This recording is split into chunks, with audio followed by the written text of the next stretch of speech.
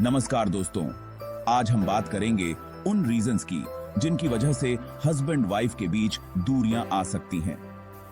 अगर टाइम रहते इन रीजंस को पहचाना जाए और संभाला जाए तो रिश्ते को इंप्रूव करने में हेल्प मिल सकती है। कई बार हम छोटी छोटी बातों को इग्नोर कर देते हैं जो धीरे धीरे बड़े इश्यूज का रूप ले लेती हैं।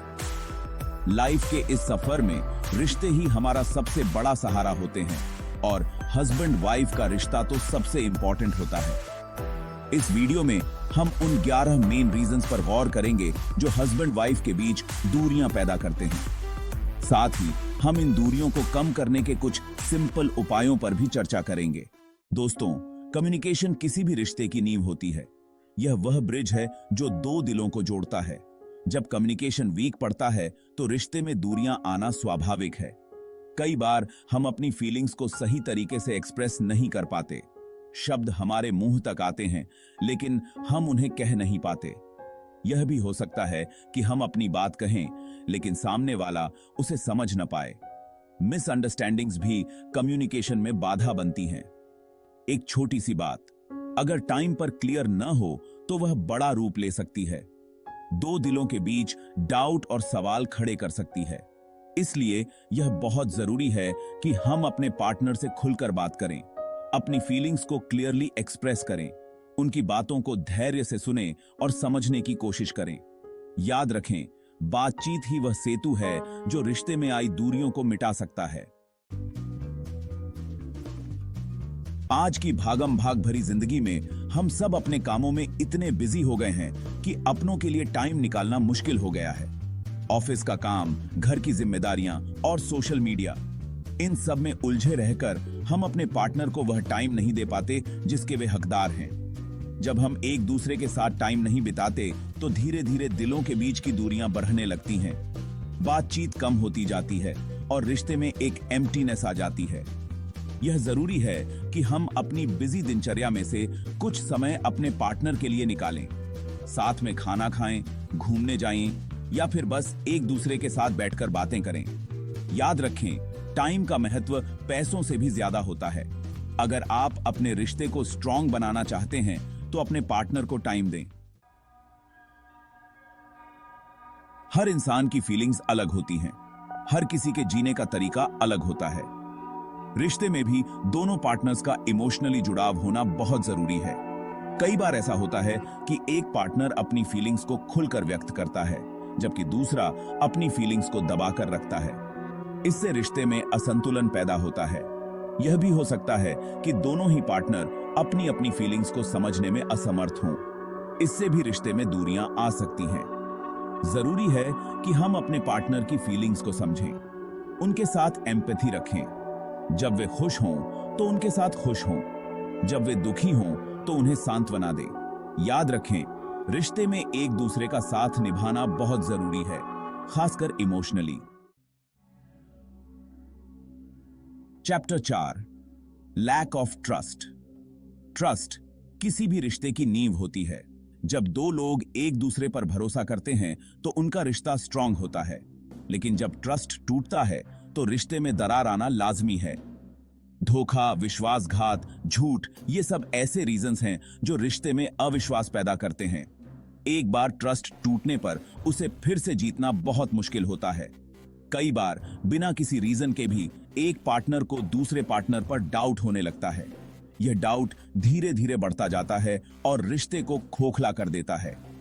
जरूरी है कि हम अपने रिश्ते में पारदर्शिता रखें, एक दूसरे से कोई बात न छुपाएं।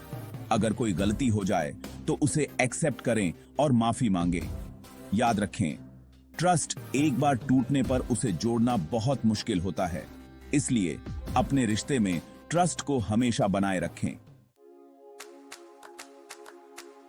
Chapter 5, unrealistic expectations. हर किसी के मन में अपने पार्टनर को लेकर कुछ न कुछ एक्सपेक्टेशंस होती हैं। हम चाहते हैं कि हमारा पार्टनर हमारे सपनों को समझे, हमारी फीलिंग्स का सम्मान करे और हमेशा हमारा साथ दे। लेकिन कई बार हम अपनी एक्सपेक्टेशंस को लेकर इतने अड़ियल हो जाते हैं कि अपने पार्टनर की लिमिटेशंस को भूल जाते हैं। हम ये भूल जाते हैं कि हमारा पार्टनर भी एक इंसान है और उससे भी गलतियां हो सकती हैं। जरूरी है कि हम अपनी एक्सपेक्टेशंस को रियलिस्टिक रखें, अपने पार्टनर से खुलकर बात करें और अपनी फीलिंग्स को एक्सप्रेस करें। याद रखें, रिश्ते में समझौता और समर्पण बहुत जरूरी है। Chapter 6, family pressure. Bharatiya Samaj में शादी सिर्फ दो लोगों का नहीं बल्कि दो परिवारों का मिलन होती है। ऐसे में फैमिली प्रेशर का रिश्ते पर पड़ना स्वाभाविक है। कई बार परिवार के सदस्यों के बीच मतभेद, अलग अलग रीति रिवाज या फिर किसी फैसले को लेकर डिसएग्रीमेंट हस्बैंड वाइफ के रिश्ते पर बुरा असर डालती है। यह भी हो सकता है कि एक पार्टनर अपने परिवार के प्रेशर में आकर दूसरे पार्टनर की फीलिंग्स को इग्नोर करने लगे। इससे रिश्ते में दूरियां पैदा होती हैं। जरूरी है कि हम अपने परिवार और अपने पार्टनर के बीच बैलेंस बनाए रखें, दोनों पक्षों की भावनाओं का सम्मान करें, मुश्किल टाइम में एक दूसरे का साथ दें और मिलकर प्रॉब्लम का सॉल्यूशन ढूंढें। याद रखें, रिश्ते में आपसी समझ और सहयोग बहुत जरूरी है, खासकर जब फैमिली प्रेशर की बात आती है। Chapter 7, physical and emotional distance. कई बार परिस्थितियां ऐसी बन जाती हैं कि हस्बैंड वाइफ को एक दूसरे से दूर रहना पड़ता है। जॉब, स्टडीज या फिर किसी अदर रीजन से फिजिकल डिस्टेंस रिश्ते में एम्प्टीनेस पैदा कर सकती है। फिजिकल डिस्टेंस के अलावा मेंटली भी दो लोग एक दूसरे से दूर हो सकते हैं। ऐसा तब होता है जब उनके विचार, सोच और दृष्टिकोण में अंतर होता है। जरूरी है कि हम फिजिकल डिस्टेंस को अपने रिश्ते पर हावी न होने दें। रेगुलरली फोन पर बात करें, वीडियो कॉल करें और एक दूसरे के साथ अपने दिन की छोटी छोटी बातें शेयर करें। याद रखें, फिजिकली और मेंटली एक दूसरे के साथ जुड़े रहना रिश्ते को स्ट्रांग बनाने के लिए बहुत जरूरी है। Chapter 8, financial issues. पैसा किसी भी रिश्ते में एक इंपॉर्टेंट पहलू होता है। हस्बैंड वाइफ के बीच फाइनेंशियल मामलों को लेकर पारदर्शिता और आपसी समझ होना बहुत जरूरी है। कई बार पैसों को लेकर डिसएग्रीमेंट, अलग अलग खर्च करने की आदतें या फिर कर्ज जैसे इश्यूज रिश्ते में तनाव पैदा करते हैं। यह भी हो सकता है कि एक पार्टनर की इनकम दूसरे से ज्यादा हो और इससे हीन भावना या फिर श्रेष्ठता का भाव पैदा हो। जरूरी है कि हस्बैंड वाइफ फाइनेंशियल मामलों पर खुलकर बात करें, एक दूसरे की इनकम, एक्सपेंसेस और फ्यूचर प्लान्स के बारे में एक दूसरे को बताएं, मिलकर बजट बनाएं और अननेसेसरी एक्सपेंसेस पर नियंत्रण रखें। अगर कोई फाइनेंशियल प्रॉब्लम है तो उसे मिलकर सुलझाने की कोशिश करें। याद रखें, पैसा लाइफ का एक इंपॉर्टेंट हिस्सा है, लेकिन यह सब कुछ नहीं है। रिश्ते में प्यार, ट्रस्ट और सम्मान को पैसे से ऊपर रखें। Chapter 9, ego and self respect. हर इंसान का अपना एक ईगो होता है, लेकिन जब यह ईगो रिश्ते में दखल देने लगे तो प्रॉब्लम्स खड़ी होती हैं। कई बार छोटी छोटी बातों पर भी हम अपने ईगो के चलते अपने पार्टनर से माफी मांगने से हिचकिचाते हैं। हम यह मानने को तैयार नहीं होते कि हमसे भी गलती हो सकती है। यह जिद और ईगो धीरे धीरे रिश्ते में दूरियां पैदा करता है। हम अपने पार्टनर की भावनाओं को इग्नोर करने लगते हैं और रिश्ते में कड़वाहट घुलने लगती है। जरूरी है कि हम अपने ईगो को अपने रिश्ते पर हावी न होने दें।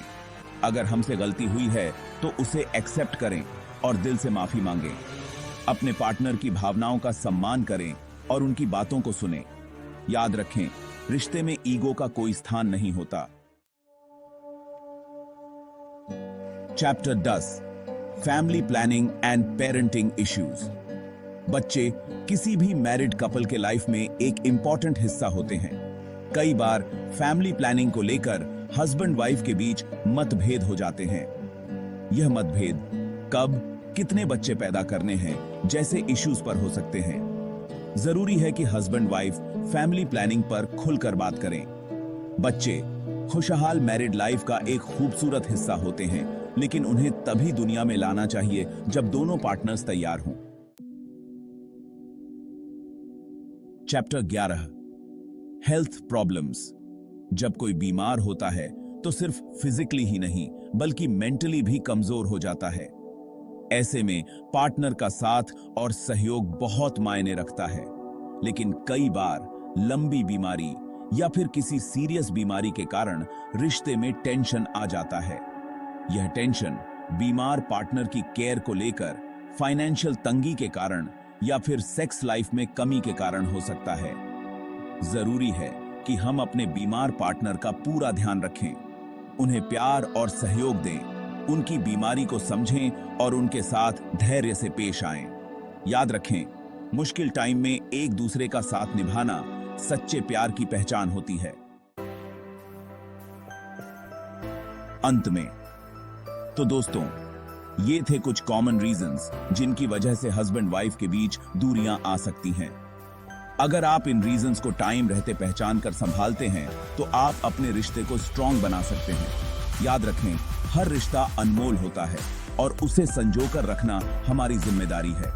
प्यार, ट्रस्ट, सम्मान और समझ, ये वो 4 स्तंभ हैं जिन पर टिका होता है एक खुशहाल मैरिड लाइफ।